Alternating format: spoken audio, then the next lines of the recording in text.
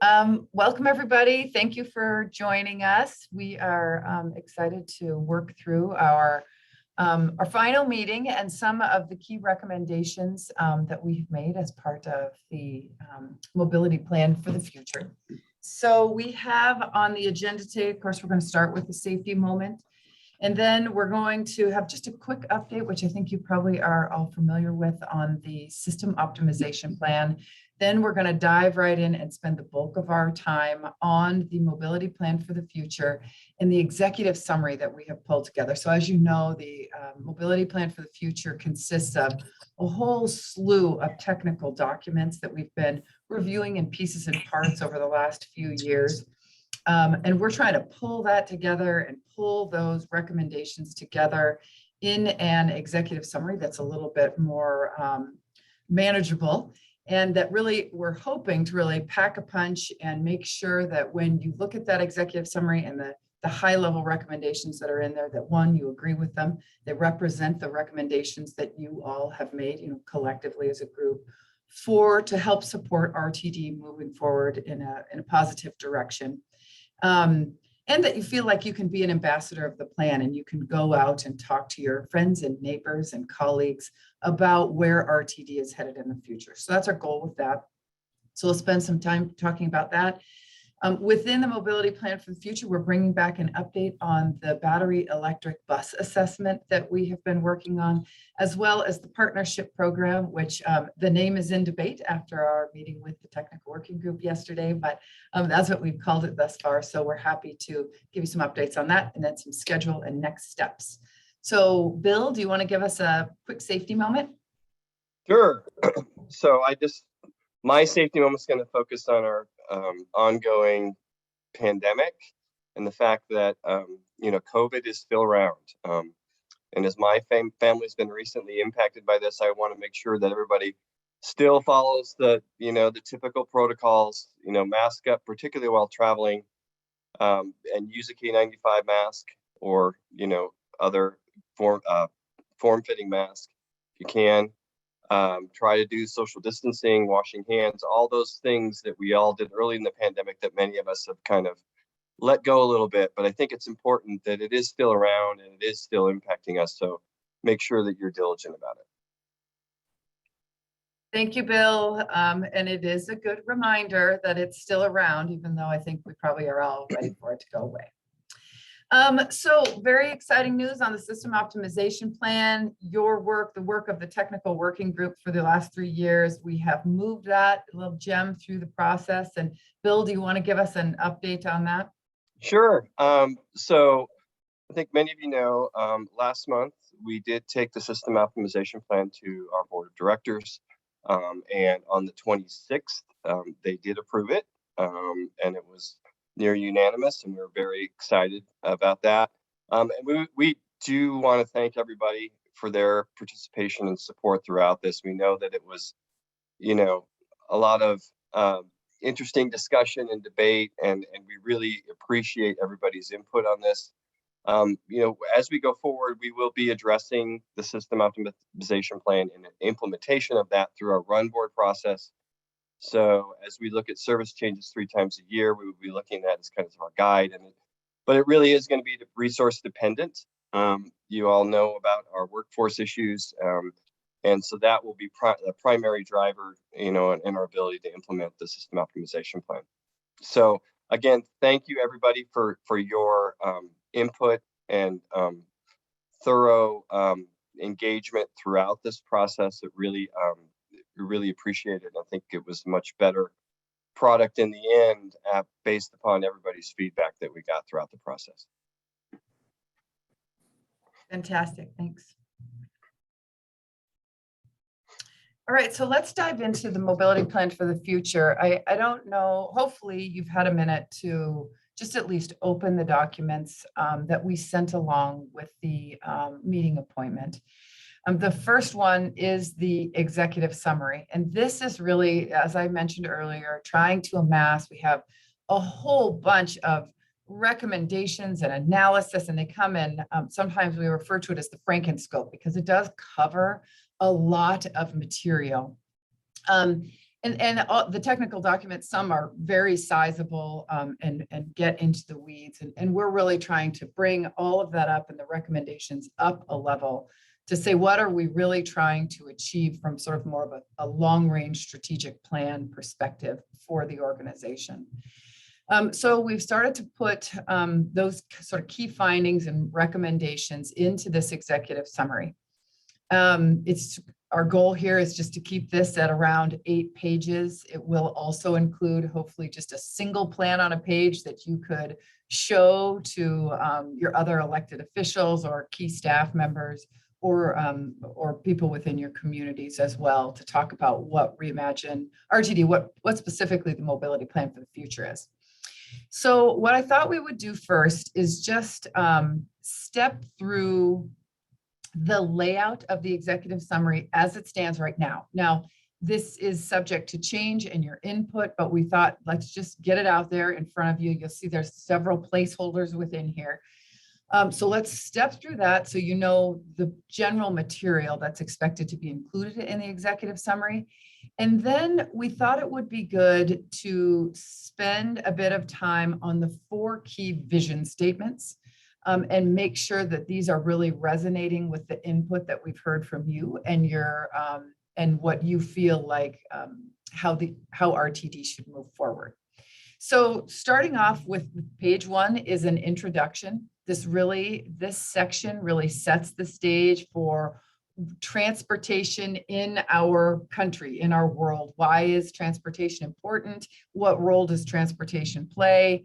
The second paragraph really talks about public transportation and its role in communities. The third paragraph starts to talk about RTD and where RTD has run into some challenges and steps forward that RTD needs to sort of uncover some of those issues and have some of those hard conversations to move forward.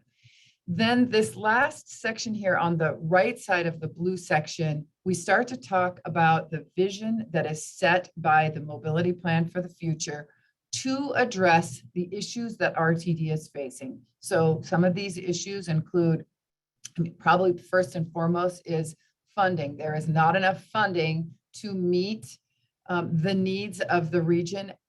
Today, we're finding, as you know, going through the system optimization plan, there was not enough funding to meet all the needs and desires of the communities. So there was a real, tug and pull on where those resources were spent. When we talk about resources, sometimes they're financial, sometimes they're workforce, but in any case, those are, limited. So that's sort of the underpinning of what we have going on here.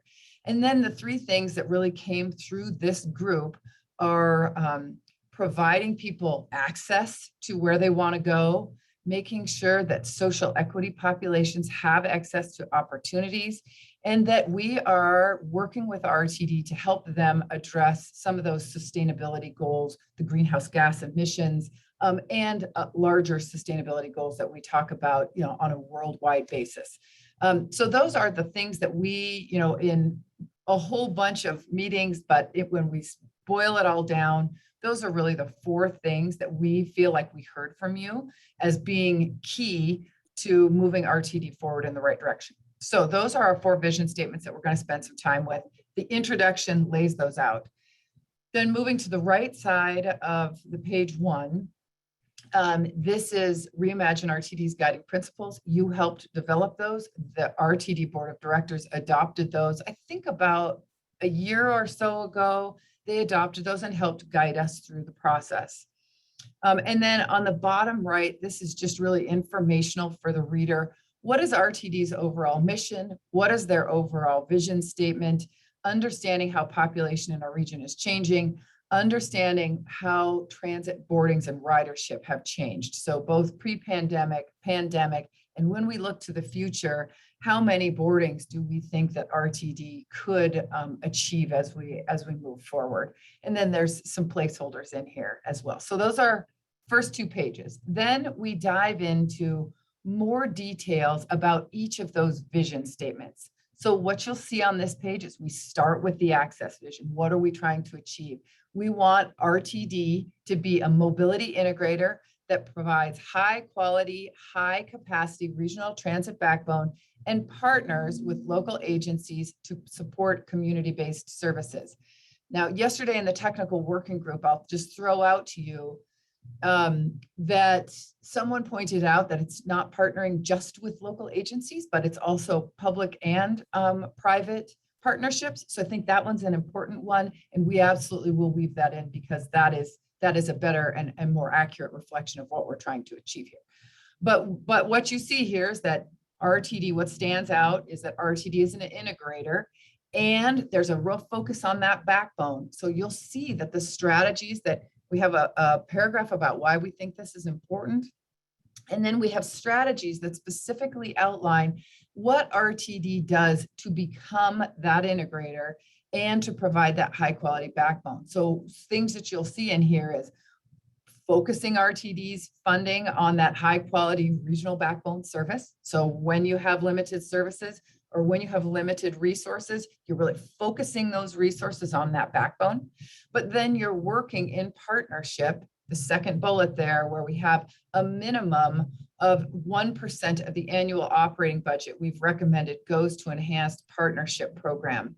Now, what it says here, the intent here is to be working collaboratively with the local agencies to have the local agencies help support more of that getting to the end of the line and getting to that backbone services. What it says in bullet 2 is that there's some sub-regional service sectors that it would be allocated per capita. That actually is an old version, and we're talking about identifying that no one particular region, it would be open to all sub-regions, but no one region would be able to have more than 30% of that allocated funding. So there's a little, we can come back and talk about that. But you'll see that we have very specific strategies. Then we have a metric that identifies how well we're achieving that access vision. On the right side of the page, we start to talk about how does this vision support RTD's strategic plan, which is really important. RTD has put in a near-term strategic plan in the last year or so. They're working very diligently to put that in place. So we're starting to touch on how we can support that. And on the bottom right section, we're starting to talk about how this vision statement improves service for RTD's customers. In this case, it could be people, certainly customers are people that currently ride the service, but this can also start to talk about people who don't currently ride that might ride in the future because we have improved the service. So that's vision statement number 1. We're going to go through the 3 other vision statements as well, but I see that we have a hand up. So I thought we might pause for a second. Is that okay, Julie? Yeah, absolutely. I was going to link it up to John Taylor. Yeah, you're awesome. So just real quick, and this probably can be discussed later in the partnership model conversation that we'll be having. But to me, just this statement about minimum of 1%. I mean, given that this is a major shift in policy and goals, I think even having that kind of a number, first of all, seems really de minimis. A, and B, I just don't think you want to get trapped in that kind of a categorization of funding. I mean, to me, it would be smarter just to say that we are going to be moving in that direction and will allocate funding in a manner that is consistent with the goals of partnership, regional backgrounds. Rather than limiting it to the 1%, or even though it says minimum. Because again, I think that even saying 1% is like, well, do you really mean this, or what's the intent here? So otherwise, I will just take the moment to say, bravo. I mean, this is just right in line with, I think, the direction we want to head. So great, thank you so much. That's really helpful feedback. Cool. I just want to take a little note here. Okay. So moving into vision statement number 2, this is the equity vision. And what we're suggesting here is that RTD, when we get out to our future, we're really trying to get RTD to be a mobility provider that maximizes access to opportunity by prioritizing service to those who need it most. So going down, the left side of the page again, we talk about why we think this is important, and just for you all, I think you know, but we started right out of the gate. There was a strong focus from both the technical working group and the advisory committee to focus on equity populations and make sure that RTD was providing service to those equity populations. As we moved into the pandemic, that really escalated, and we heard loud and clear that it was equity populations, essential workers, make sure you're covering them. You know, we've certainly stepped off of how intense it was in the pandemic at that time, but I do think it really helped focus our energy and the importance of who's riding and who's really depending on this service. And let's make sure that the people who are in need are getting not just service, but good service to that they can really count on.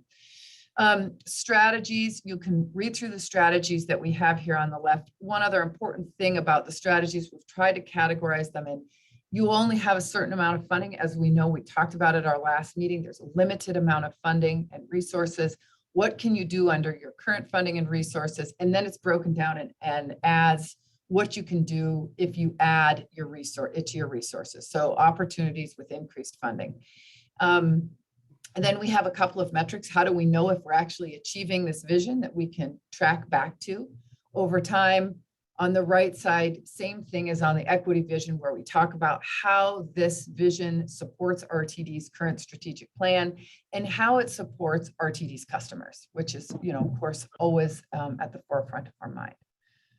So the third vision. I'm sorry, we have a quick question, Holly, through the chat, just Okay. about will there be opportunities for this group to comment on specifically substantive aspects of the plan? Yes, please. If you are referring to comments on this executive summary and the strategies within this, yes, we would absolutely love post this meeting. We're hoping to get feedback in the next couple of weeks specifically, but we're actually, once I run through this, we would love to have some dialogue and just like, are we pointed in the right direction? All the way from the main vision statements, strategies, if you have suggestions on that, the layout of the document, anything that you have comments on, we'd love to dig into. So yes. Thank you. Okay, moving forward, this is the third of 4 vision statements that we've set out based on the feedback and the analysis that we conducted. This third one is what we refer to as the sustainability vision. And it refers to RTD being a mobility leader that defines and evolves transit's role in environmental sustainability through innovation and collaboration. I think this is a really important one. Lots of discussion within the groups around RTD's role in helping achieve greenhouse gas emission reductions as being very important. RTD's role in being a leader and understanding with their technical skill set how to put transit effectively on the ground and really helping us as a whole entire region and the state, frankly, about what this really looks like. So really leading the charge on that and using this opportunity to look at some of the emerging technologies as well within this that can support some of those. So same thing, strategies, why it's important, strategies that can be put in place to achieve this vision with the current funding. If we're able to get additional funding to RTD, what they can do, and you'll see things in here like a quicker transition to a zero emission fleet can happen if there's additional funding, but that is going to be, the pace of that is going to be limited by the funding, their available funding right now, just as you'll see when we move into that section of the meeting today. The zero emission, the battery electric buses are quite expensive, as are all the technologies in that category. So it costs quite a bit of money for RTD to do that, even with the additional federal support that comes with some of those. And then metrics increase here. We've identified increasing passenger trips. This is sort of a surrogate for boardings, but One of the things that we heard from the group is if you actually get somebody on for a longer period of time, you actually have a bigger impact. So we have that in. And then same on the right side, how we're supporting the strategic plan and how we're supporting RTD's customers. And so the final one is really helps wrap up, is really associated with all of those other three vision statements. And that's really around the financial vision. So our vision, we're trying to get RTD to a space where they are a mobility agency that's well-funded, they're financially stable, and they serve as good stewards of taxpayer dollars while supporting regional access, equity, and sustainability, those other three vision statements that we've talked about. We talk about why this is important. I think everybody on this call is aware of why this is important. I mean, clearly RTD needs to be good stewards of taxpayer dollars and financially stable. The well-funded part right now, we know that there is not enough money to, when we look out to the future, our costs are growing at a pace that's more rapid than revenues coming in. So we are not able to increase the amount of service at the rate that we would like to meet the needs of the region, both from population growth perspective and those goals being set from a GHG reduction perspective. So definitely some need for that. So we have a paragraph about why, and then again, we have strategies to help get RTD pointed in this direction and some metrics. One of the metrics that I particularly like and would love feedback on, but the first metric, of course, is do you have sufficient resources identified to meet the regional mobility needs? And then the second one that we have in here is that there is a clear understanding of what the long-range regional transit needs and priorities among the RTD board staff and stakeholders, so that we have some agreement on that, which is really, as you know, going through this process with us, that is easier said than done. It seems like it should be very obvious how, even if you get more money, there is still an allocation of resources and priorities that has to happen. And you've seen through these conversations that is a very, very challenging piece of what RTD has to deliver for its agencies. So would love some feedback on that. Okay, so Julie, I think I went through the four statements in a little more detail, maybe starting out than we did yesterday. So hopefully that will help. Do you want to launch us into some more discussion about those and lead us through some of that conversation? Absolutely. No, thank you for this opportunity. Commissioner Levy, I know had some thoughts, so we'll jump in with her first. Well, thanks. Good morning, everyone. Happy to be with you again. So just a couple of things. First of all, I completely agree with what John Taylor said about that 1%. I think we need a little more flesh on that, actually, if that's 1% for all of the more local services that this backbone vision encompasses or anticipates. I think that's not going to be up to the job. So I would take the 1% out, because I think we're going to need to talk about that a little bit more. And then just on the equity plan or the equity vision, it feels to me a little bit like that's in conflict somewhat with the first vision, because the access vision being that we're gonna focus on regional backbone, put the majority of RTD's resources on that, and shift resources to local communities. But the way this equity vision is described, it feels like that's a very resource intense vision. So I think, yes, it's an important vision, and these services, it's the heart of transit is mobility, at least as originally conceived. But I do feel like there's conflict here in serving equity populations, and how will that be defined? We've struggled with this with this conversation with RTD here in Boulder County, with not recognizing services within Boulder County as serving equity populations. We're a job center, so I think we are going to need a little more conversation about that. And then the last thing is just on the financial vision. I would just remove the reference to the Tabor restrictions in there, because this is a vision plan. This is a plan for the future, and that Tabor issue is a very real near-term issue. And so I think that the strategies need to be a little more far thinking there, so that hopefully this Tabor thing will be successful and it'll be behind the agency during the period in which we go forward. So that just seemed a little too near-term focused, and I think that's all my comments. Okay, thank you for your feedback. Other thoughts, other comments? Are we missing anything? Is there anything here that you didn't think was representative? Director Deschelle. Yeah, thanks so much. I think a couple things. First of all, this is great and really appreciate it.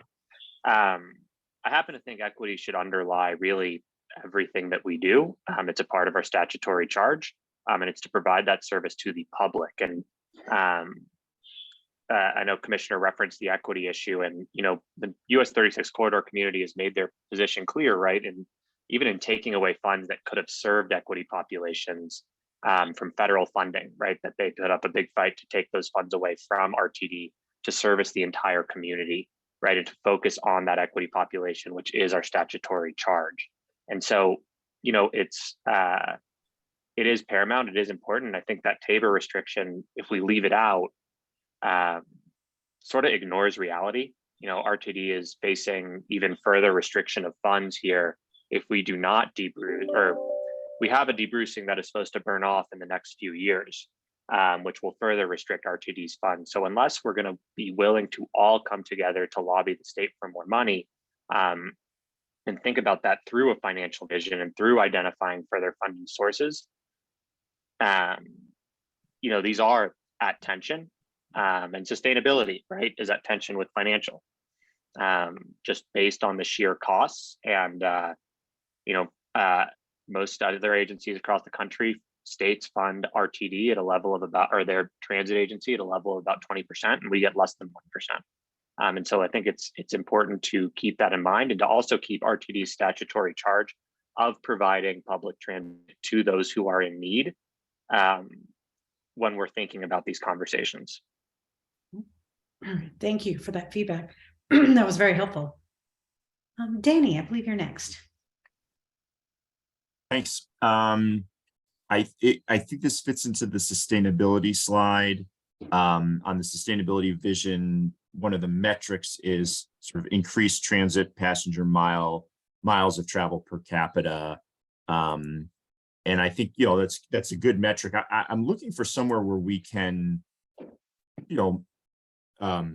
ultimately, one of the biggest ways to evaluate the sustainability of our region is how many people are using transit. And I worry that this slide is a little bit too much the internal sustainability of RTD versus both the internal sustainability of RTD, like electric buses, which is something RTD has control over, but also the region has a sustainability goal. We have to meet certain air pollution metrics and global warming metrics and whatnot.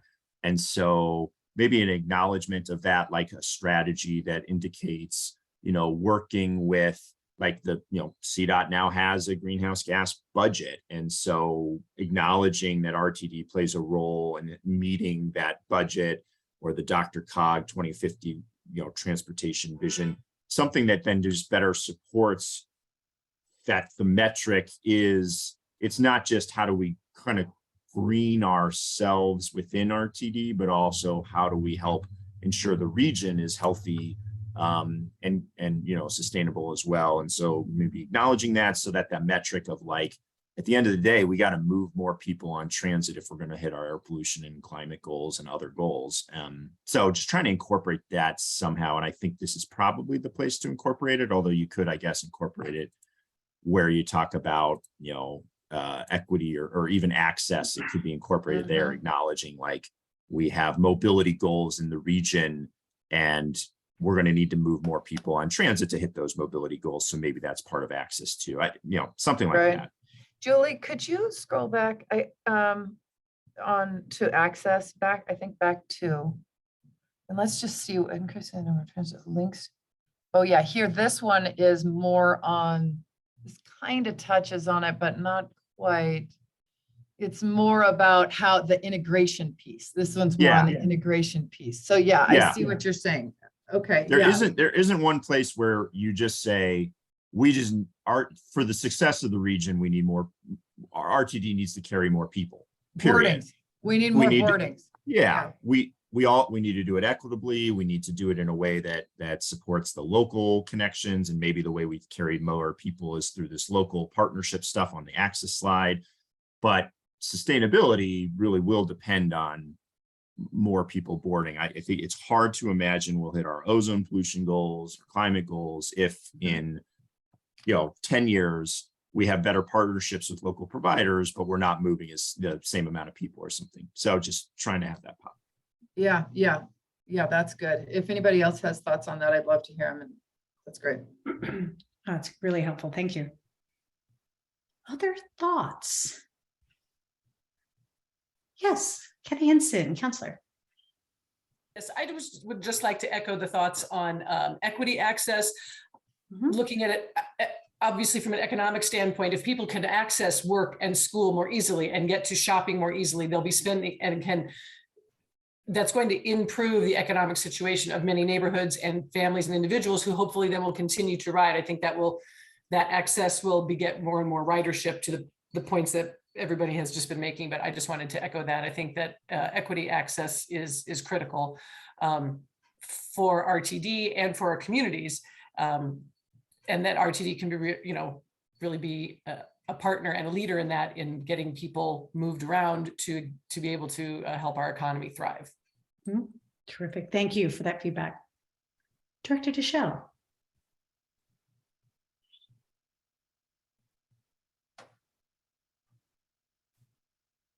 Director Deschelle, you might be muted.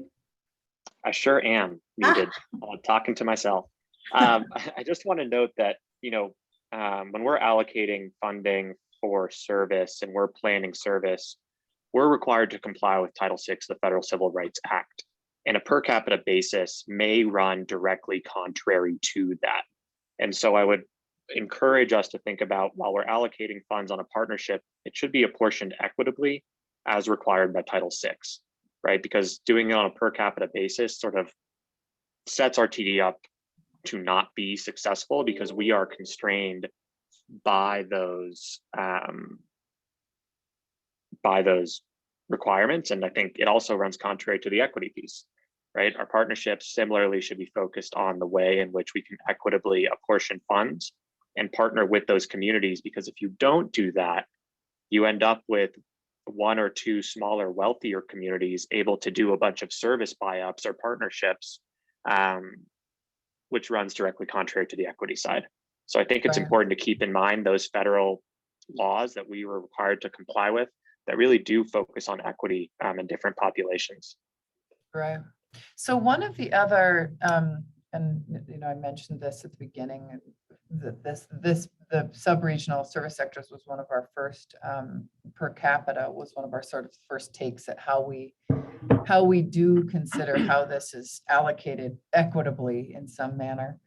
And I think you're right, this one won't stay in the next draft, but I would love to hear, other people's, like, should it be just open and whoever applies, and then you're going through a Title VI analysis, or maybe it's allocated on an equity basis, equity populations basis, which, then you'd have to update it every year for, based on your census data. But anyway, I don't know that we need to get into the weeds here. I think you make a good point. But if somebody has suggestions, I'd love to hear them. Because I think the allocation is a tricky one. John, you were next. So thanks a lot. And I just want to offer just a perspective. And sometimes I just sense that there's this notion that there's some sort of a contradiction between trying to address equity and at the same time, sort of this notion of the regional focus for RTD and then the partnership concept. And, you know, for me, listen, I will say that the primary element of that is RTD's focus on excellent regional service. And to me, if you're providing that service across the region, across RTD district, that should serve all of our constituents fairly, you know, from all income levels, et cetera. And that should be the primary goal for RTD. Ultimately, when you think about then the partnerships, those are just an augmentation to help make the regional service more accessible by communities that are thinking creatively about how they help move their constituencies. And I don't have any heartburn with folks, you know, saying that, or the concern that was mentioned about wealthier communities being more capable of accessing and putting resources on the table, maybe to match an RTD funding stream, but putting that through an equity filter, because I want to make sure that we are giving access to those folks who are most in need of the service. I can imagine, you know, some of these populations that are, you know, some describe as wealthier communities, they'd be really difficult to serve with you know, a small local commuter service, because they're probably in communities with larger footprint housing developments that are harder to access. So for them, you know, they'll probably need to or consider how to other ways to get people to and from the regional service. But for me, the fundamental principle that I, you know, go toward is this wider investment in regional transit service that's excellent, that serves the broad spectrum of our community. Great, thank you for that feedback. Commissioner Lee? Oh, yeah, thanks, sorry. Yeah, and I just want to make sure that my earlier comments weren't misunderstood. I certainly wasn't saying that the equity vision is not important. I think it is. You know, mobility and equitable access to mobility is the heart of this. You know, maybe what John Taylor said helps clear things up a little bit for me, but I think we do need to figure out how we're going to reconcile focusing, or maybe it's not a dichotomy, but focusing on regional transit as the backbone and serving equity populations, and how much, you know, maybe this gets into what really is the vision and expectation of these subregions, the extent of services that are going to be provided locally relative to regionally. So Right. These things all, to me, they're intertwined. Yeah. And Yes. I guess Yeah. I was reading the access plan as saying this is going to be RTD's focus, and communities are going to serve more localized needs, which may really mean that they're the primary provider to equity populations. Mm-hmm. Mm-hmm. But it's just, to me, it's just not really clear here. Right. No, And so I think- absolutely appreciate that and agree on them being intertwined. It's making me think that maybe there's some clarification perhaps in the equity around maybe partnerships or some dialogue around there, but I don't know. I've heard that, I hear you, and I absolutely think there's some clarification to occur within the wording. So we'll work on that. Terrific. Some great feedback. We also got a comment, excuse me, in the chat that we need to make sure that the final document is received and read by the governor. So we'll see what we can do on that. Other thoughts, other questions on any of the vision statements or the strategies? You know, it sounds like we've got some work to do. We've got some good feedback on sort of the equity versus access, you know, and the regional backbone discussion. What other, is there anything else here you're seeing that, gosh, you know, I felt like we talked about that and I'm not seeing it represented here, or anything in here that you think, gosh, you know, I just can't support that? Julie, I just, to make the point, again, we should not characterize it as verse. You know, to me, we can You bet. make sure that we are addressing both needs. And so, you know, I guess there was one other point I was going to make, which is nobody benefits by really crappy regional service that is not serving any population effectively. So to me, it's you know, it's going to be more equitable to make sure that we're focusing on that, and then come to some very good filtering and analysis that makes sure that all of these local partnerships, which are a critical element, are addressing these other equity concerns as well as being effective services. So just that point. Absolutely. Well said. Yeah. Thank you. Thank you for that clarification. Let's see what Councilwoman Miller. Yeah, thank you. You know, I agree with everything that's being said about all the vision statements and so forth, but the one thing that just really hits home for me, and I just don't see it anywhere, is safety. And if we have a lot of people riding something or at a station or whatever, we have a comfort level, but sometimes when there's just a few, there's this safety piece that's there, and it just hits home with every single one of these. Yeah. And so I'm hoping somewhere, somehow you guys can fit that in, because right now it's like, I'll ask someone, hey, you know, when we go to our Dr. Cog meetings, will you walk back to the station with me? No, I will not. I will get in my car and go home. I will not go on the station at, 9 o'clock at night.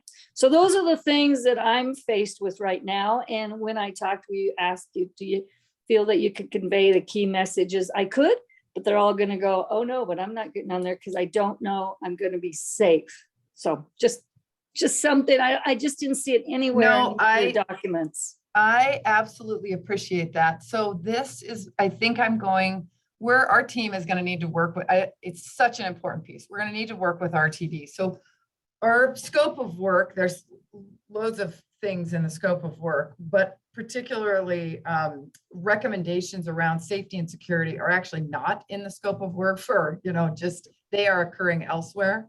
So I think but I completely agree that safety and security is absolutely paramount, and especially in this time of where we're working through like the homeless encampments and the just all of that.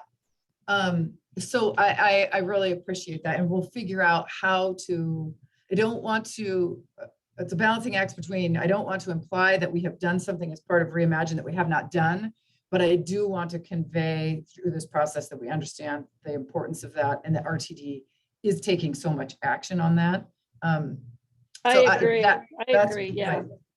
Yeah, and that, and that is so true. So right now we're in a place where things are a little different, but okay, so maybe things improve or whatever, but we might go through another phase or a location, and that's where I look at it. It's always going to be in the back of our minds wherever we are in whatever year it is. Yes, that's really helpful. We'll absolutely figure out how to weave that in appropriately. Excellent points. Thank you so much.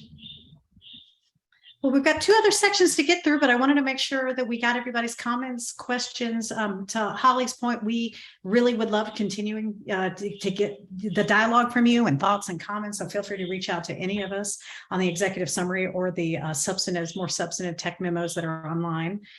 But just last call for any questions, any thoughts on this before we move into our discussion on battery electric vehicles.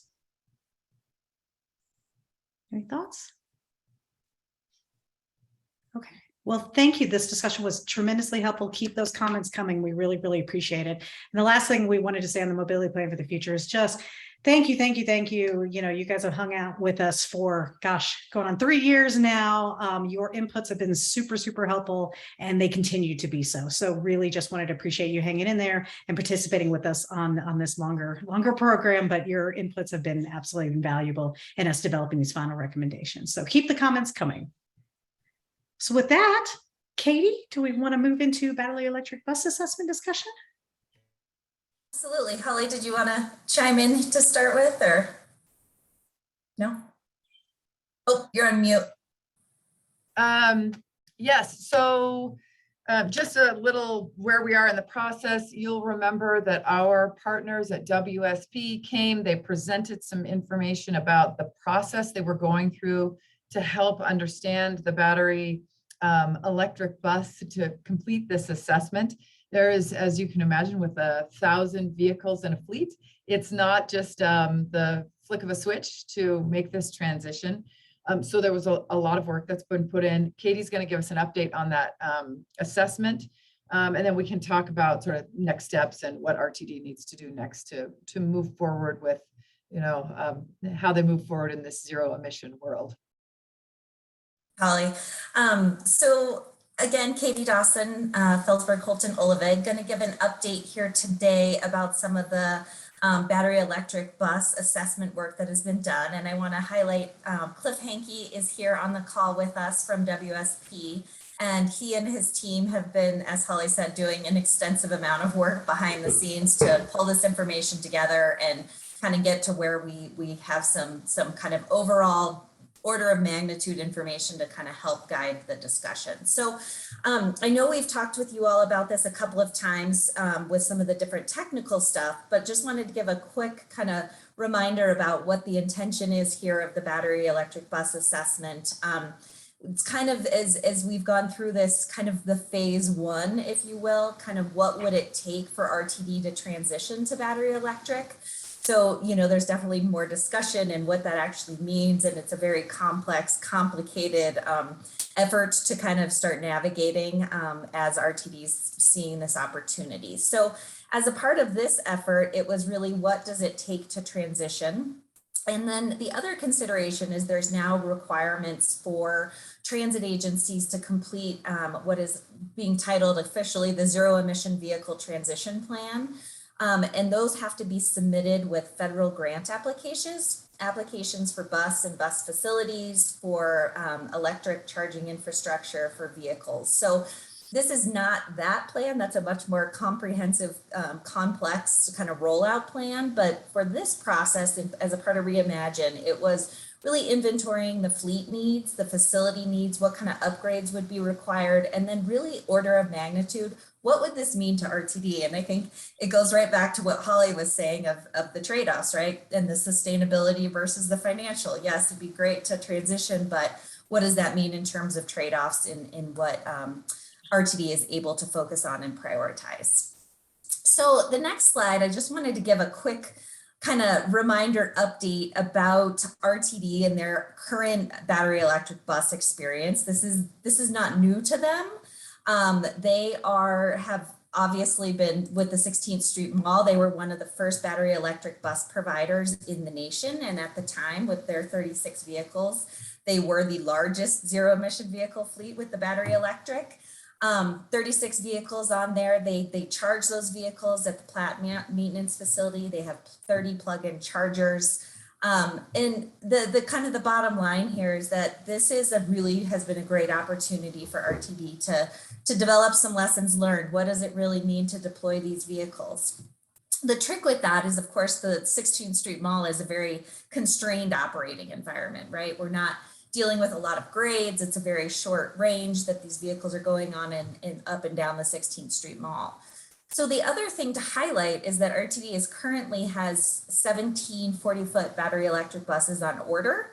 And they are also working on the charging equipment and infrastructure installation that'll be happening later this year.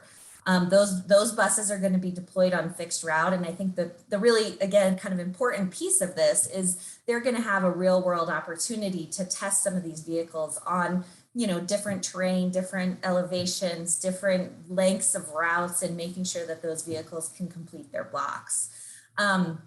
So that'll be happening, I think, early next year. And Fred Worthen mentioned yesterday that, and I think the complexity of this 17 vehicles has been a 3-year process to date to get those vehicles, getting the infrastructure ready, getting ready for the installation, et cetera. So it's a pretty comprehensive process. But as a kind of, we've been going through this battery electric bus assessment with modeling and such, I think this, kind of will serve as a pilot program for RTD to say, hey, what's really working, what's happening in terms of kind of what we anticipated for this deployment. So going back to kind of the Reimagine piece of the equation, for the battery electric bus assessment, there was several kind of key things, and this is what our partners at WSP have come and talked to you all about and given some information, kind of the modeling. How do you model the electric bus deployment? What does that look like in terms of both your vehicles, the service data? What are all the routes? How are they all operating? How are they getting deployed every day? What are those elevation gains, which of course makes a big impact on the batteries and the life of those batteries. In terms of operating parameters, what is the charging? What are the batteries? How are those actually happening? And then ultimately, this model really kind of puts out kind of if you just changed everything to battery electric today, what would it take? What would it require? How many vehicles? How many of those those blocks couldn't be completed? So really a lot of information gained, kind of order of magnitude in terms of what would be required. In terms of the facility analysis, WSP again went into a lot of depth in terms of trying to understand what does this mean for the facilities? What would it take to transition them to battery electric? It requires more space, and you need to be able to have, doing overhead charging, and there's just a lot of requirements, the utility upgrades that would be required. So RTD owns 3 of the depots, Platte, Boulder, and East Metro, and then 4 of them are contractor owned. And this is of course really important because there is this, I can't recall who was saying it yesterday, but it's like having an apartment and putting a big addition on and then moving out. Like, what kind of investment does RTD want to put into this with the contractors? What kind of relationships does that look like? What's the longevity? What's the kind of the long range plan for this battery electric or zero emission transition? So ultimately, after going into all the facility analysis and doing the modeling of the routes and understanding the operating environment and what that means, the team came up with some really high kind of order of magnitude cost estimates that we wanted to walk through with you all today. So this next slide gives kind of an overview of, one in between here, the scenario development. So before we get into the costs, I mentioned there's kind of this, as Holly said, you can't really flip a switch, but from a planning level, you have to have some kind of baseline of analysis, right? So we developed different scenarios, one being the baseline, which means we are not adding any battery electric buses. As those vehicles come up for replacement, they'll get replaced with clean diesel. So more just status quo, we're going to continue on with what we're doing. And then there was kind of these two different scenarios. One was, what if we did hydrogen fuel cell vehicles? What does that mean if, as those vehicles came up, we replaced them with the hydrogen fuel cell?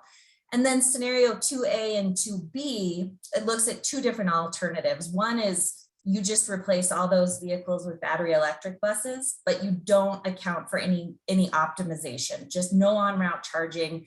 What would that mean? It's kind of a worst case scenario. And then the 2B is if you replaced all the diesel vehicles with battery electric buses, but based on some analysis, WSP said, would be the strategic locations for on-route charging, and how would that optimize your system? So for kind of order of magnitude and comparative purposes, these were the scenarios that were used to kind of look at the cost differential. A couple of things that I want to highlight that are critical, and there's no transit agency that's going to go implement battery electric bus and not do all that they can to make those vehicles as effective and as productive as possible on all of their routes, trying to make them meet their ranges, not having to buy more vehicles than you need. So this kind of being the phase 1, as RTD moves forward, they can start looking at additional optimization considerations, which is, how do you restructure some of your service? What do you do with your routes to get those vehicles on, as far as possible and meeting their blocks? Charge management technology is a huge component of this in terms of getting those vehicles charged, but also managing costs, of course, with demand charges and and the like, and what does that mean for on-route charging in peak periods. And then of course the transition of technology. You know, this is so rapidly evolving and changing, and even in the next couple of years, this is a long range effort for RTD. It's not going to happen overnight. So continuing to monitor those technology improvements and what opportunities there are to, you know, really kind of get more bang for your buck, if you will. So I'm going to walk through a couple of scenarios here related to the costs. So for going through the transit assessment, you know, we had to make a lot of assumptions. What does this mean in terms of vehicles? And as Holly mentioned, there's more than 1,000 vehicles in the RTD fleet that would need to transition if you were doing a full transition, and the likelihood it would probably be a mix of multiple different types of technologies, but really understanding that the diesel buses, you know, and the battery electric are typically about double, you know, is kind of order of magnitude. And if you start looking at fuel cell, you're going up even farther, right? So your costs in general for vehicles, you can assume are going to at least double. And sometimes you need more vehicles to, you know, meet those service blocks. So cost, understanding kind of a 40-foot electric bus, typically in the range of $800,000 to $1 million. So this next slide, we took both the needed infrastructure costs related to all 7 of the depots. So part of our scope of work was look at all of the depots, whether they're RTD owned or contractor owned. What would it take to really implement that battery electric bus system in terms of what would physically have to happen to the infrastructure expansion, how you're moving buses around, where they're charging, as well as what those utility upgrades are, and the work with Excel that would be required to make that productive and happen. So these are the 4 kind of scenarios, the 2A and 2B. But the diesel is kind of our baseline, right? That assumes you're just going to move forward, continuing to replace those vehicles like the previous slide. And of course, there'll be some facility upgrades just kind of in general that are required for RTD to continue operating service. The scenario 1, this fuel cell electric bus scenario, you can see kind of this 3.2. So indicating it is 3 times as expensive to transition to the fuel cell electric bus compared to the baseline. And then the scenarios with on-route charging and without charging, the on-route charging, you can see it's about 2.5 times as much as the baseline, and the without is 2.4. And of course, this is order of magnitude. So those are much more similar, but then there becomes the issue of, and there's a note down here that, you know, once you start doing on-route charging, you're going to have land acquisition costs. What does it mean to connect to the utility, and some additional costs that for this process are not integrated into the cost estimates. So, I mean, the bottom line is we're at least 2 to 3 times the cost of transitioning the fleet and making sure that those facilities are upgraded to meet that need. So in terms of next steps, and then I know we'll have some conversation here, but I think, again, kind of the goal for Reimagine RTD and in kind of the real simplistic terms of the scope of work is, what would it take? It's going to take a lot of money, and it's going to take a lot of, you know, facility upgrades, as well as that cost of those vehicles to transition. The reality is, like I said, you're probably not going to do all of it at one time, or you're going to have a mixed fleet. But this kind of gives that baseline scenario and understanding of what it would mean. So again, next steps, RTD has this great opportunity with these 17 buses that are coming to really do that real world testing, look at the model results that were done by WSP. Are they accurate? Are they on track with what we expected? What does this mean in terms of vehicle needs? What are those opportunities to do, you know, to optimize your service delivery, and how can you achieve efficiencies? And then overall, you know, this is kind of, again, a policy decision of what does it mean in terms of actually moving towards fleet electrification? Is there a desire and interest in, you know, moving towards battery electric? Is there a need to do additional analysis related to other alternative fuels? And, you know, if this were to happen, what does that look like? And then wanted to highlight again that this is kind of that first phase of the zero emission vehicle planning related to the battery electric bus. If RTD were to want to really roll this out, there would be a lot more detail, a lot more complexity that would go into, really looking at the specifics of the entire network and the facilities. And also to be able to meet that requirement of the zero emission vehicle transition plan to be eligible for that federal funding.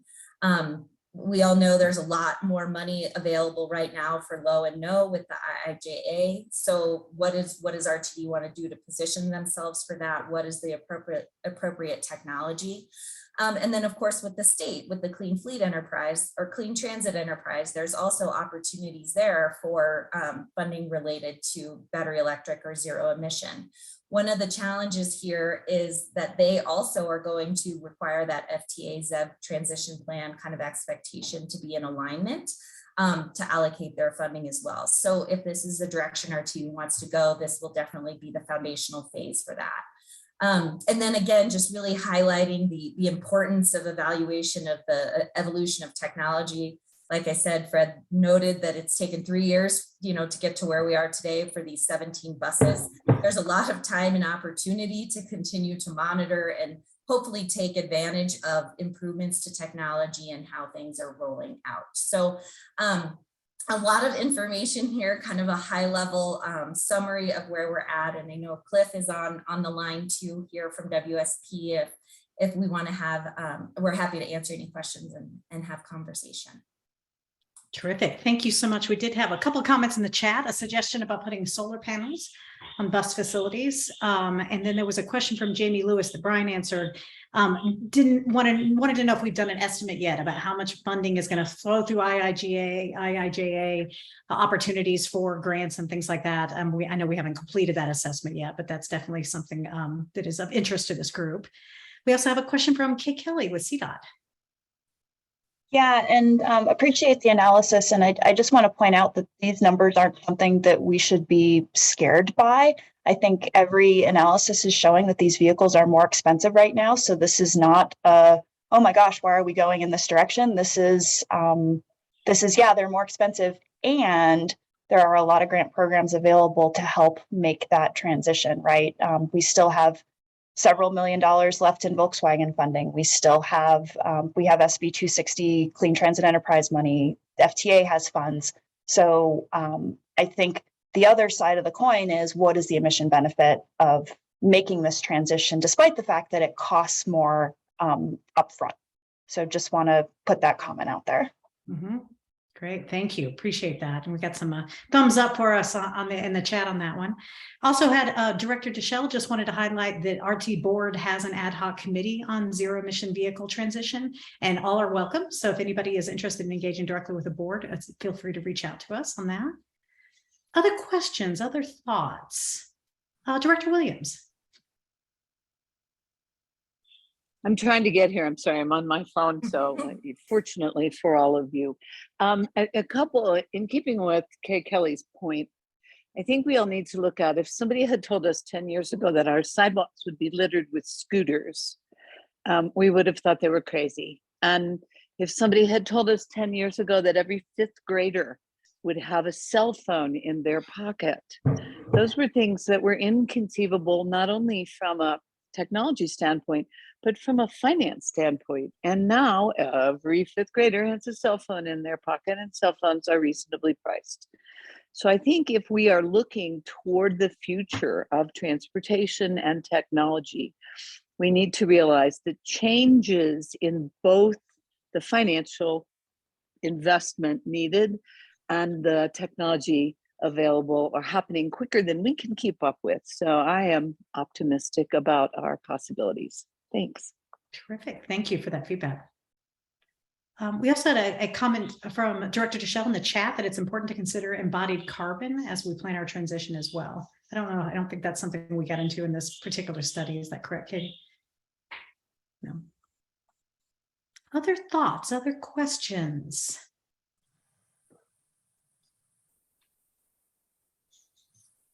Any clarification? Any thoughts on this? Director Williams, is that you again, or are you? No, I'll have to figure out how to put it down. Stand by. You're not the only one that's had that challenge. I put your hand down, Kate. Thank you. All right, one last call. I think everybody's excited to get into the partnership discussion. All right, well, let's keep going then. Our discussion on partnerships. Holly, do you want to kick us off? Yes. So as you all are very aware, one of the main things that we've talked about, I would say from the very beginning of Reimagine RTD, was the need for bolstered partnerships. And we had a very lively discussion at the technical working group yesterday around partnerships, and even just our earlier conversation today on the vision statements is making me sort of put some additional structure to the partnership program. But we have been in the background working on this. I know we've been in front of you a couple of times around some bits and pieces of the partnership program. But our partners with Sam Schwartz, Kate Sargent is here, I think, with us today, although I can't see her at the moment. And they have been, we provided them this sort of framework of what we had in mind for a partnership program, which really stems from taking RTD's current partnership program and adding sort of a grant aspect to it. They've gone out and looked for best practices from around the country, from a number of different agencies, and they've added some of those best practices into the process that they're going to present today. I think there's a couple of things for us to think about. It's the dialogue. You'll see in here again that we have the minimum of 1% that we talked about earlier, that obviously based on our conversation, we're going to need to just put some more framework on. I think there's an opportunity to really focus this partnership, if it makes sense, around how we're working with the communities to serve social equity populations. And that's touched on in here, but it may be an opportunity based on the conversation we had earlier to just put a little bit more focus on it. So RTD is really focused on that backbone, and maybe we're looking to this partnership program as the piece where we can take a focus on those social equity populations, so that we balance doing both. And we have a need to do both of those things. And a lot of times that backbone is serving the equity population. So that part's really easy, but it's when you start to get out of that backbone that it starts to get a little bit more challenging to prioritize. So anyway, Kate so just have those things in your mind. I've heard those and would love to continue dialogue around those.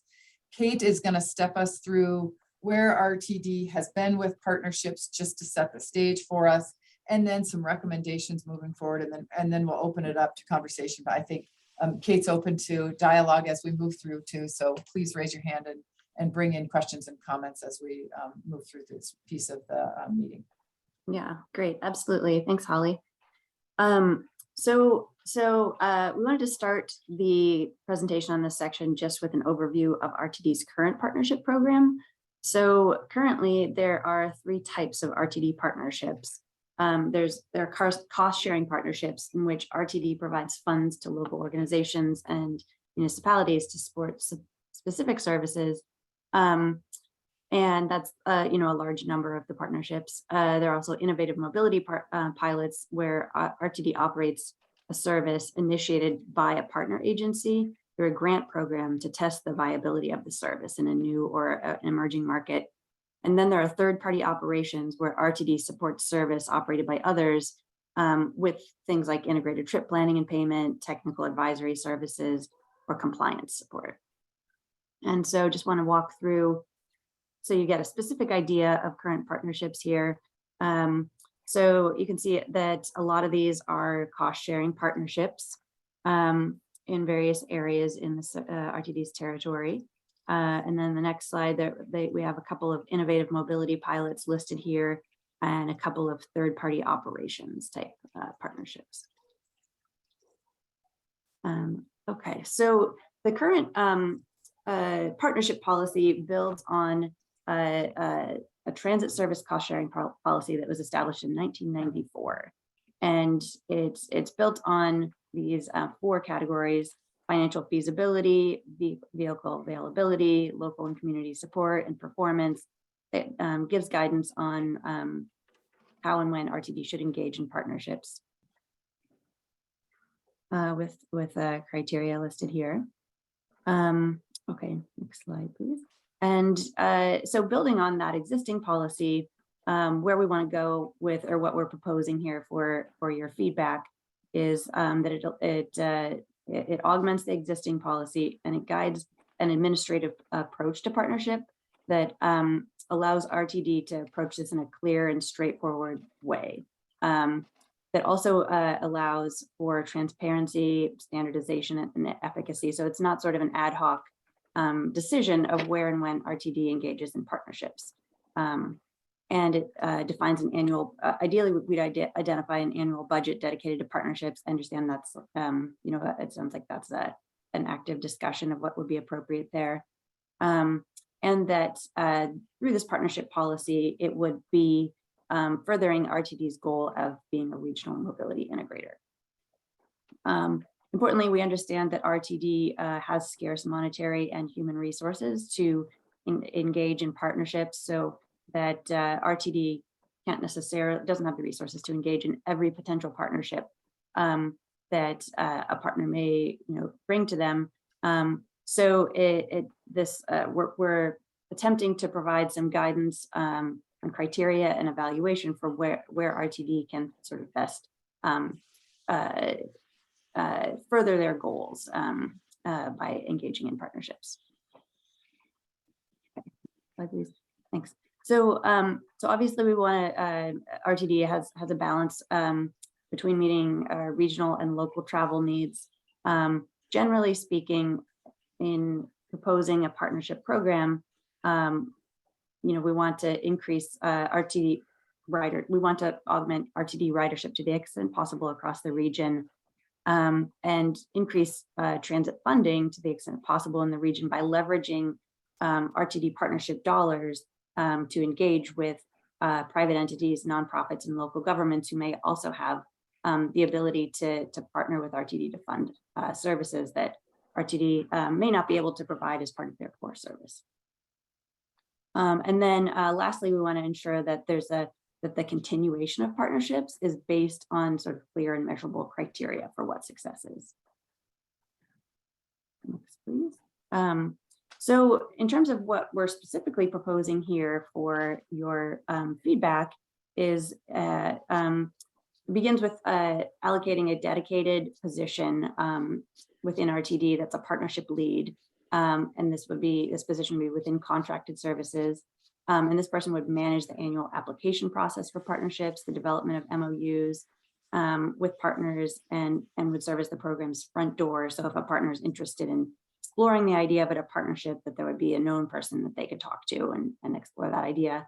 And this is one element that seemed consistent across the agencies we talked to in terms of determining best practices, is that it's really just helpful to have a person who serves this role, but they also would need support throughout the organization. So the partnerships lead would get support in evaluating applications by representatives from multiple departments who could then help make an overall recommendation to the GM. This person would also need ongoing support in terms of management of annual evaluations by the Service Development Division, contracted services, and also potentially other input and coordination, just depending on the type of partnership it is or the type of service. So we're also proposing that in order to keep these services operating successfully and evaluate how they can be improved over time and whether they're meeting RTD's goals, that there's an annual review or more often periodic review and evaluation of RTD, how much investment RTD is going to put into each of these services.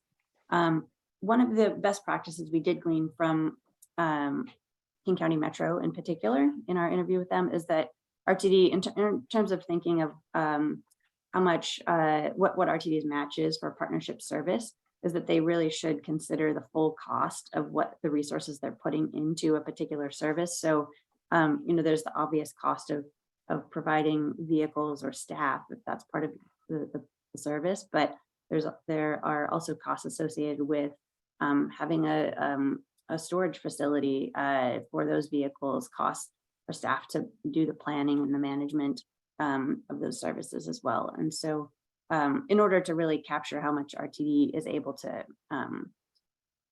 allocate to these, all of these things should be accounted for. And then we're going to get into this in a bit more detail in a following slide, but that the amount of match that RTD puts into a particular partnership could be aligned to how well it meets RTD's goals, in particular, the guiding principles that are associated with Reimagine RTD. And then through the budgeting process, the GM could advance a program recommendation to the board.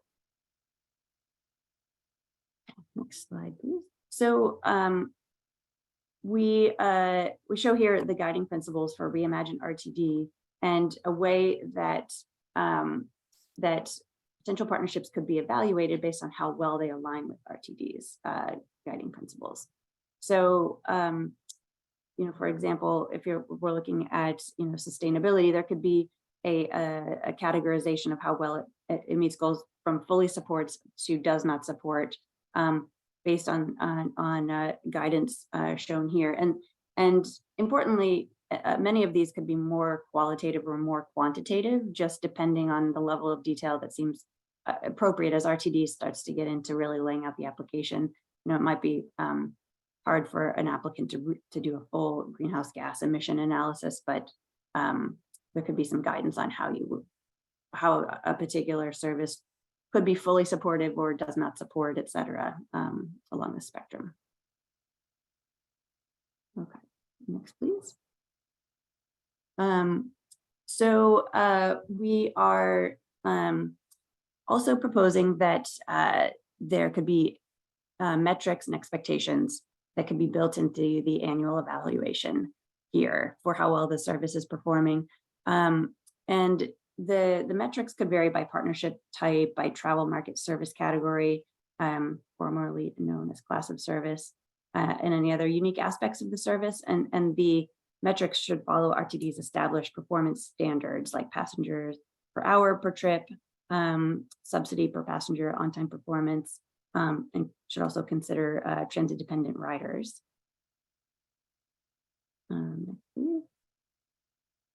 Okay, I feel like maybe we missed a slide somewhere. Maybe we could look back one just before this one. Okay. Anyway, I'm not sure. I feel like there was some content that got. It's okay. We'll cover it one way or another. Okay, so then in terms of performance metrics, in terms of I guess just to cover what I think maybe got missing here in one way or another is that what we're proposing is kind of like a two-step evaluation for new partnerships. So first, RTD would want to do an evaluation of just service viability. Like, is the service appropriate for the context that's being provided? Is it, is there, how prepared is the partner to operate the service? What's the likelihood of success? If it sort of meets those initial guidelines, then the service would be evaluated against how well it meets RTD's guiding principles. One of the other things that can be factored into the evaluation of whether the service is sort of appropriate for the context is land use guidelines and density guidelines. So RTD in the blue box below has some guidelines on what kind of service is appropriate in what context. So local service and park and ride service is appropriate when there's more than 12 residents and employees per acre, for example. Some of the peer agencies we spoke to, TransLink in Vancouver in particular, has some more detailed guidelines that could be useful for RTD to reference in terms of what kinds of transit services are appropriate in what types of urban contexts. So this could be used to work with the partner to potentially adjust their proposed service to be something that's appropriate for the density of where they're proposing the service. Okay, great. So then annual evaluations to guide determination of whether a partnership should continue.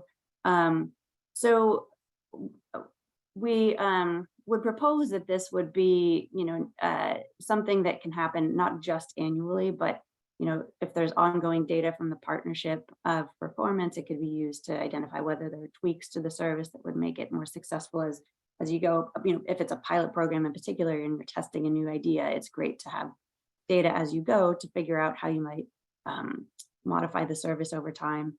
And that RTD could work with a partner to provide lessons learned from other services, or generally sort of help the service to succeed. And that these annual evaluations, shouldn't be a surprise to the partner. So they could be used to flag annually where service is underperforming and help develop a plan for how that can be improved. So as it's noted here, it could be a screening mechanism to avoid discontinuation. And one of the best practices that's worth noting too from other peer agencies, this one, King County Metro in particular as well, is that it would be helpful also to include in the contract language a gradual step down of service if it's something that doesn't become viable at some point. Because if a service just sort of goes away 100% one day, it can really be a surprise for those who've come to rely on that service. So ensuring that the partner has some amount of resources to step that down gradually over some reasonable period of time. So that's the overview, and would love to sort of hear reactions to that proposed approach. So thoughts, questions? Now that you've seen a little bit more of the detail. Yes, Councilwoman Mayor. Just clarification. So let's just say it almost seems like this partnership that you're mentioning here and the role that I guess person would play is that RTD is kind of supporting it in a financial way. So would they also support, let's say you did an independent, system or whatever in your, like say in Arapahoe County, would they be the one that would say, yes, we can support that. We'll do Flex right here. You do yours here, that kind of coordination role? So like not funding the service per se, but just coordinating Correct. Service so that it's integrated. Correct. Yeah, maybe RTD wants to respond to that, but can see as we've described the program here, that seems like it could definitely Yes. be consistent. And part of the mobility plan for the future, a big focus there is RTD focusing on integrating with local agencies and all the other mobility options that they're providing. So yes, our goal would be to have RTD take a lead in that integration. Okay, then great. One other thing that I just wanted to point out sort of related to that was that yesterday, a couple of people asked about RTD providing technical assistance for a scenario like that. And we do feel that it's important that RTD has the expertise in-house, really the best expertise across our whole state for operating transit, where it makes sense, how you do it, how you get it on the ground, and how you do that effectively. So making some of those resources available to the local agencies to support them if they are interested in putting services on the ground, like an additional flex ride type service or something to that effect. Thank you. Other comments, other questions, other thoughts? That's our last meeting. It's a great opportunity. We'd love to hear from you. Okay, so not surprisingly, Great. I am just going to hit on the budget component. And, I guess repeating my comments from before, it just does not seem like, it seems really de minimis to have 1.1 to 2%.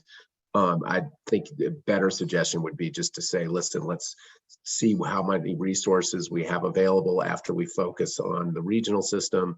And then from there, how much we can allocate toward this partnership component. So there's my repeated point. Thanks. Terrific. Thank you for sharing that, John. We really Pleasure. appreciate it. Other thoughts? Do other people agree on this sort of keeping it more open, or, feel like there should be some sort of allocated definition of a percentage of funding or something like that? Any other thoughts on that one?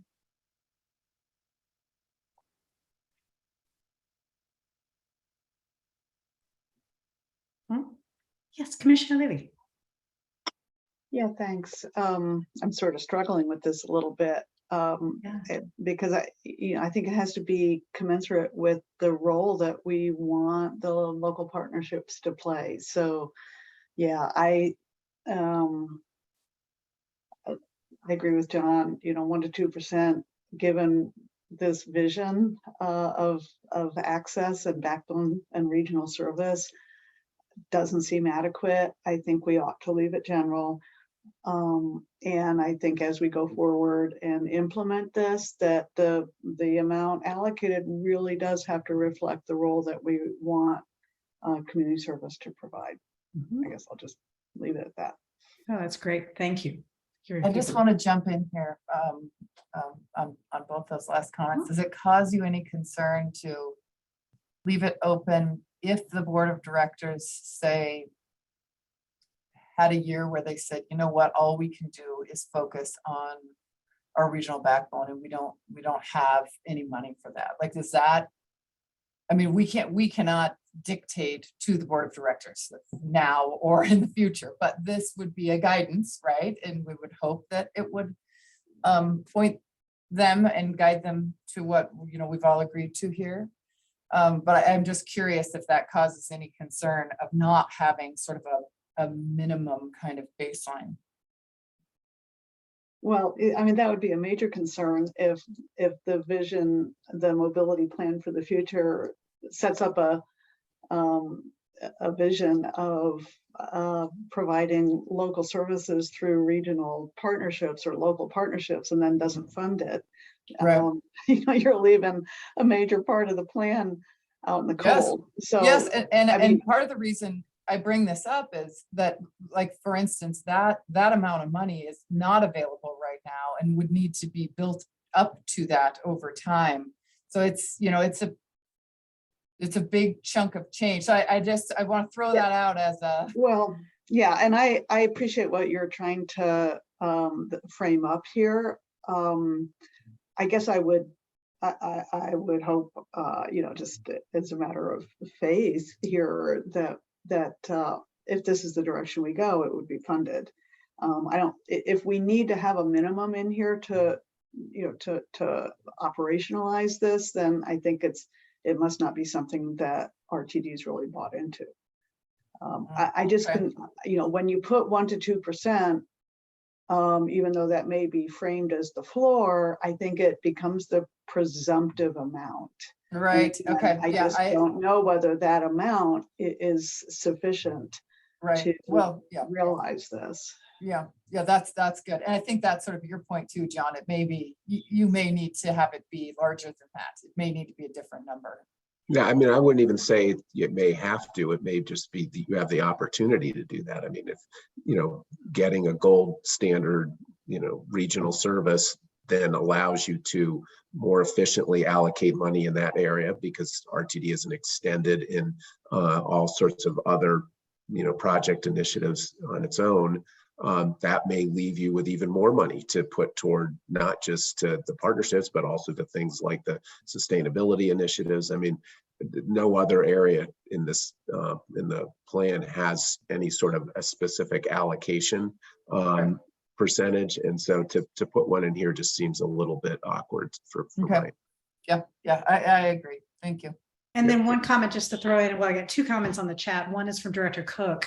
Just throwing out the concept that, hey, if there's at least a number that can be evaluated, increased or decreased or however, gives the board sort of a baseline to start with, so something to consider. And then we have a question from Audrey DeBarros.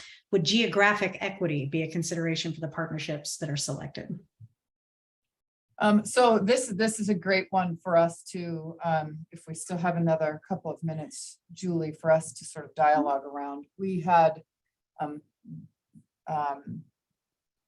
back on the access, I think it was on the access vision statement, we had the statement that said that this same 1% that we've referred to as 1 to 2% here, would be allocated per capita to the sub-regional service sectors. That actually is, and that's an old version. That was one thing that we threw out and have been, in a draft version. And then more recently, what we've been talking about is having this funding open to anybody, any of the agencies in the area, but that it within one particular service sector, you wouldn't be able to have 30%, more than 30% of the allocation. So let's say you had, $1 million to work with, $300,000 could be allocated in one region, but no more than that, just to try to make sure that all of the sub-regions have an opportunity to get funding. It's a tricky to make sure that everybody's kind of taken care of, but I do think that some allocation within those sub-regions or per capita or something is likely, or a maximum that can go to anyone is likely to be in the mix, just to ensure that everyone has an opportunity to access those funds. Thank you. Director Deschelle. Yeah, I just want to name geographic equity is a term that's been thrown around in this space, sort of largely invented, and really cuts away from social equity. When I've heard folks talk about geographic equity, what they really mean is equality, that the further out areas want, or places that do not have the social equity populations want the same service as those equity populations that we are serving. So I would push those who like to use that term to think critically about social equity and the actual meaning of equity, and not trying to weaponize that for their own benefit. Geographic equity really has been an invented term in this region.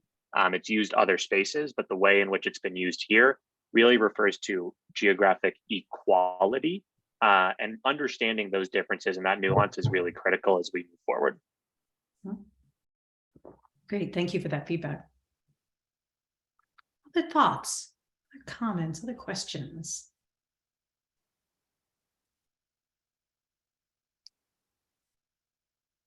Yes, Kathy Henson. Hi, thank you. So on the feedback, when there was a time frame of a year or something, so would feedback be provided only after a year, and then maybe a partner is told, hey, you've been getting it wrong for the last year, or are there checkpoints along the way for course correction, so that worst case scenario, say, that at the end of a year, a partner's told, hey, you really didn't get it right, and we think this should discontinue, because that's just very expensive for all parties. Yeah, absolutely. I think a best practice is really to plan for some kind of ongoing data on the especially for new kinds of service or new areas, to be getting continuous or monthly data, so that the planners can adjust the service over time and be able to be nimble about how the characteristics of the service. But I think we also wanted to note that, like, the annual evaluation wouldn't just be like, oh, you didn't meet it, so it's done, but that it would be like a flag, like, okay, this isn't living up to like what we expected. How can we then make a plan to adjust the service? Okay, great, thank you. Other thoughts, other comments, other questions?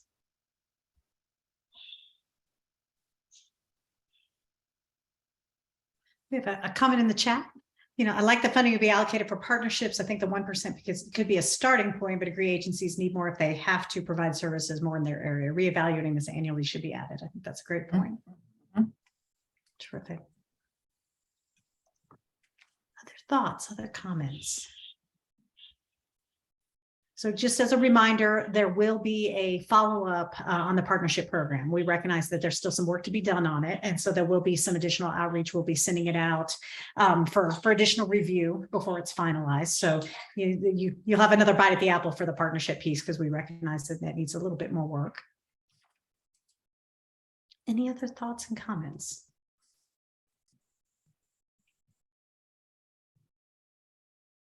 All right, well, while you guys are thinking, Holly, do you want to take us to the last slide? Sorry, Oh, Director Deschelle, sorry.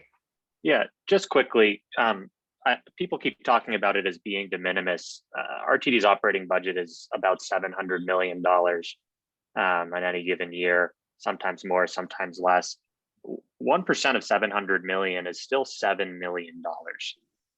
So, and a lot of these circulators or current programs that are in existence are less than $500,000. So it's, I think when you talk about 1% in the grand scheme of things, is it smaller? Absolutely. But is it de minimis? You know, I would encourage you, if you went back to your constituents and said, you know, $7 million, that's really de minimis, probably not worth it. How that might look and what that sounds like when you put it in an actual number to it. Mm-hmm. No, thank you for helping put that in the context. That's a great point. So first, before we jump in. John jumped in. Oh, Sorry, ahead, John. Holly. No, that's okay. I'm only going to respond that, you know, $7 million. Yeah, I mean, if you allocate it to one community, that would be significant. But when you think about all the communities across the region, and one single bus line can, you know, cost $1 million, it's that amount of money doesn't stretch very far. So for me, it relates to just the number of projects that you might want to facilitate. And, you know, to me, again, these kinds of investments by RTD hopefully will leverage significant local dollars, private sector dollars to the advantage of the whole system. So, you know, we could argue, you know, quite that $7 million is a lot if it was my money, but this is across a large district. Yeah. Great point. Thank you for that. So Mr. Welch, I see you up. Thank you, Holly. Just two quick things before you talk about the schedule. With regard to the Call for Projects Partnership Program itself, in addition to what we just listened to today and yesterday, we're going to be doing another round of specific engagement with many of you and your staff and other stakeholders we have a more sophisticated, fleshed out look at how this program would work, including details on what an application form would look like, what the project flow would look like from beginning to end, so everybody has a good sense of how this would work from your perspective, what the front door would be, who the staff people you would talk to. And in the next few weeks, we're going to identify a number of people to reach out to, and we look forward to your comments on many of the details that we gave you an overview of today, because obviously this is a program that's going to rely on stakeholder input to be successful. So why not give you the opportunity to help us craft it in the proper manner? With regard to the dollar amounts, the board of directors will be considering coming up next month in the midterm financial plan, programming for the entire $750 plus or minus $1 million operating budget, including an allocation that for this particular program. So stay tuned for that as well. It will be initially identified in the midterm financial plan and then ultimately adopted by the board of directors during their deliberations in the month of November. So just wanted to give you a little bit better picture of where we're headed with the program. Stay tuned, more details to come, but we're all taking really good notes, and this is very helpful as we refine the next version of the program. Yeah, this has been some really great dialogue and lots of ideas flowing about how we can shore up what we presented today to really bring home and reflect the vision statements that we talked about, clarify some of those, and I think really hone in on what it is we need to accomplish with this partnership program so that the communities really feel like they understand what can be accomplished, and RTD has some good direction for that. So this has been really, really great. I know there's been lots of back and forth, but I really appreciate that because it helps me understand, you know, the tug and pull of the different interests, and it's very helpful. So thank you very much for that. Okay, so schedule for this. First, we'd like to ask, which doesn't give you a ton of time, but first and foremost, I'd love for your feedback on the draft executive summary that was presented today and was also sent out in the meeting appointment. So it should be attached to your meeting appointment. If you don't have it, let me know. We will also send out an email with the presentation, the executive summary and meeting summary. We'll post that out to our social pinpoint site as well, where all the materials are. If possible, we'd love to get your comments by September 6th, because we are working them into the process of the board review. And that is just getting the materials into the board takes a while, pulling all that together. So on October 11th, the mobility plan for the future will go to the RTD Finance and Planning Committee. And then at the end of October, on the 25th, the mobility plan for the future will go to the full RTD board for their consideration.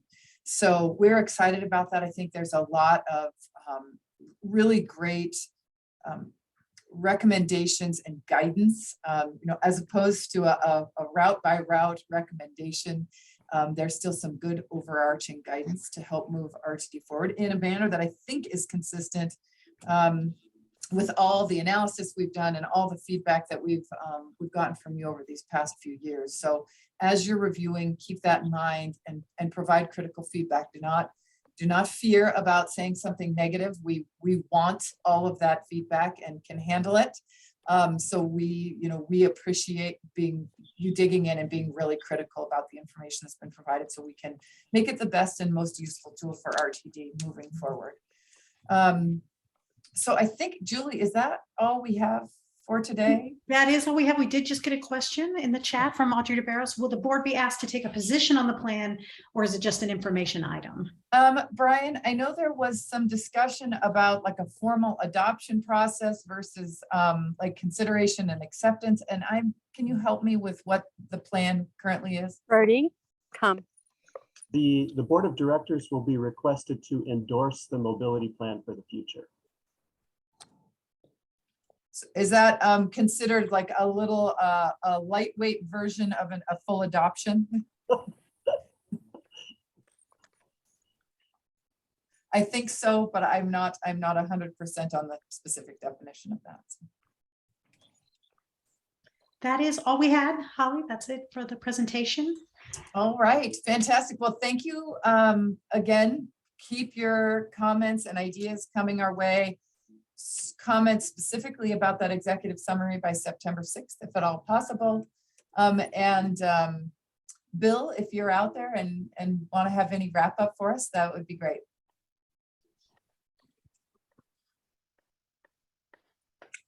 Sorry about that.